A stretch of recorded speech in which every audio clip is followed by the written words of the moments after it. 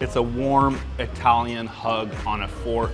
La pasta. Ci dice cos'è la pasta? Cacio e pepe Roma. Il concetto, Solamente Roma. I think I'm in a pasta coma. Oh. Imagine coming to Italy and leaving without trying the 3 legendary pasta dishes that define this culinary paradise. Well, today I'm gonna dive deep into the holy trinity of pasta dishes that you, the traveler, must try when you're here in Italy. I'm taking you along for the most delicious ride of your life to discover what can't be missed when you're here in Italy.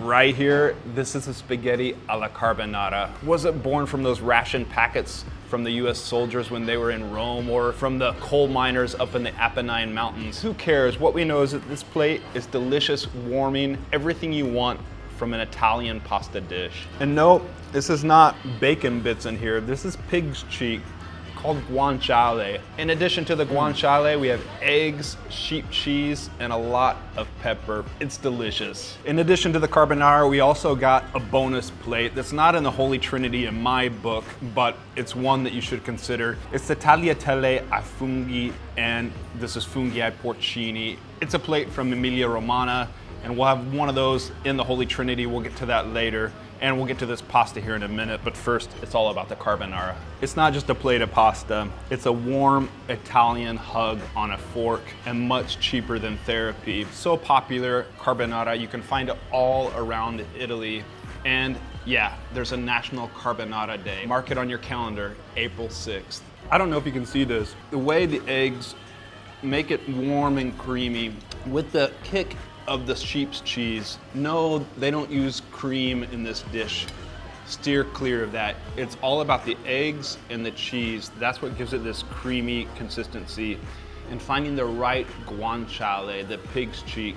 And really that's difficult to find anywhere in the world but here in Italy. That's why you gotta get this plate when you're visiting. Now the tagliatelle, this dish is much lighter, obviously, than the carbonara. It's earthy, but twice as satisfying as a hike through the forest. The key to a good tagliatelle, well, that's all in the pasta and a little bit the sauce, but the pasta, strictly handmade tagliatelle. And it's about the strength and the structure of the ribbon pasta that we have here. It needs to be delicate, but also with that good bit of grip on the pasta to hold the sauce. And the sauce, it's simple. It's wine, white wine, cooked with parsley, and obviously the mushrooms. The trick with the mushrooms, keep a little bit on the side, because afterwards you'll sprinkle some of those porcini on top of this fabulous dish. And don't worry, we'll get to the famous dishes from Emilia Romagna. This is from that same region, food lovers region of Emilia Romagna, that's produced so many great dishes. But this one, tagliatelle ai funghi, yeah. All right, we gotta hurry. One down, we still have 2 more plates of pasta to go.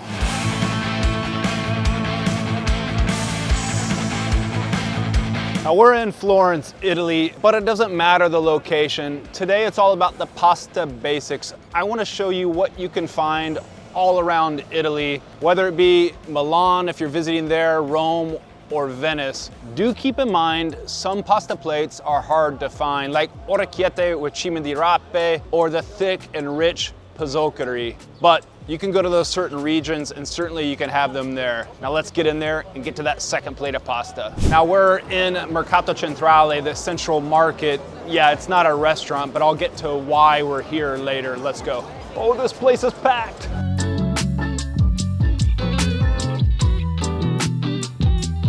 Bit of bad news. My second of 3 pasta dishes, it is pesto, but the classic dish is Trofie al Pesto, made in Liguria. Unfortunately, this place I had earmarked in my pre-production document. Well, the Trofie Pesto is not available today. Trofie is these little spiral shapes. Instead, we got the fusilli or fusiglione with pesto sauce. The classic Genovese pesto sauce. You see it everywhere in the jars sold in supermarkets. This is the real deal though, made with fresh basil that you get from Liguria, garlic, pecorino cheese, but pecorino sheep's cheese from Sardinia, and that's the island off the west coast of Italy. Also Parmigiano cheese, salt, and extra virgin olive oil. To tell you the truth, I could eat the sauce on its own. I think I'm in a pasta coma, but don't worry, we're gonna make it through this challenge. Ciao, Ciro! Posso avere 2 caffè macchiati? I miei baristi preferiti sono qua. These guys are good. You might remember them from one of my other videos. Grazie, è video ragazzi, è video. If you're confused about all the ins and outs of dining around Italy, tipping, what time you can have dinner, primi, secondi, the first and second courses, and the desserts and the house wine, well, I made an e-guide, a PDF e-guide that you can download, have in your pocket offline for when you're traveling around Italy. There's a link to download it below. I have a question. Is it lasagna or lasagne? Lasagna. Quale?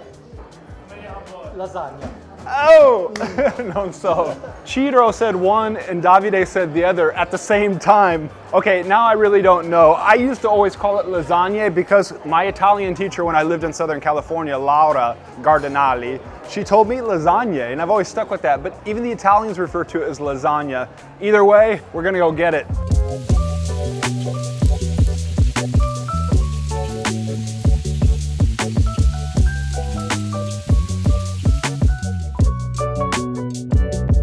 Lasagna or lasagne? Lasagna. Lasagna. Oh, per me, grazie.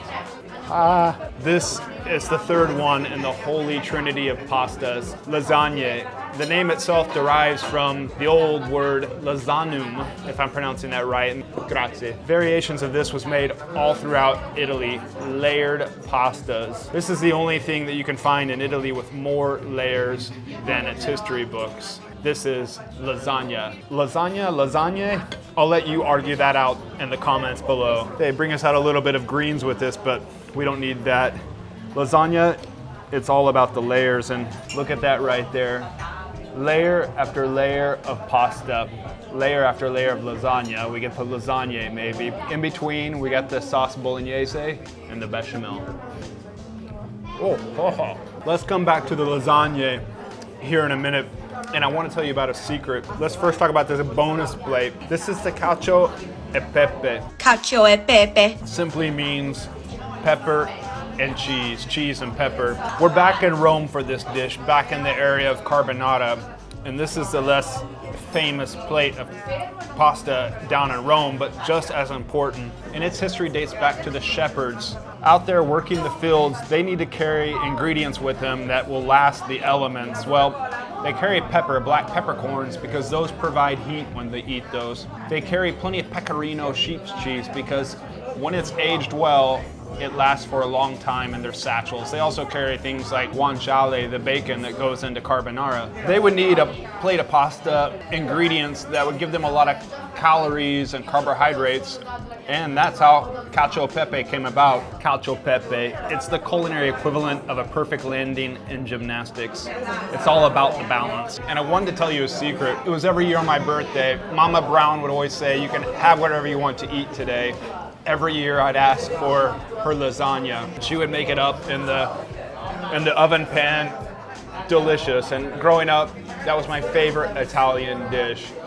Many years later, when I was fortunate enough to travel around Italy, like hopefully you will do, I learned that the lasagna here, what's found here, is much better. No disrespect to Mama Brown, but much better than what I ate at home in the US. If I were you on your trip to Italy, you gotta have carbonara. There's no doubt about it. It's part of the Holy Trinity. But maybe try the cacio e pepe. And when you get back home, there's a good chance your friends have never heard of this dish. This is not spaghetti. And in fact, it's light and airy when you eat this. It's bucatoni. And it's this hollowed out buco, long spaghetti shapes, a pasta. And it's actually makes it very light and simple in your mouth despite the heavy cheese sauce. I have a list of honorable mention pastas that you probably should also try to eat when you're here in Italy.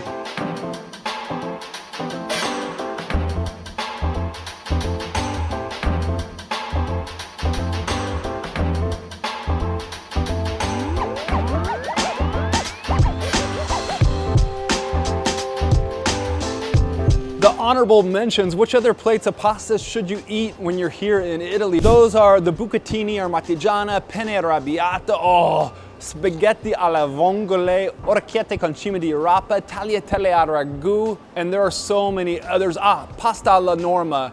But watch this video next where I deep dive into pasta alla carbonara, eating it at its source in Rome. I've traveled here to Rome, the capital of Italy, the center of Western civilization, and perhaps more importantly, the birthplace of spaghetti alla carbonara. I've come here for the famous dish, to get a healthy serving and to discover with you why this is the best pasta in all of Italy.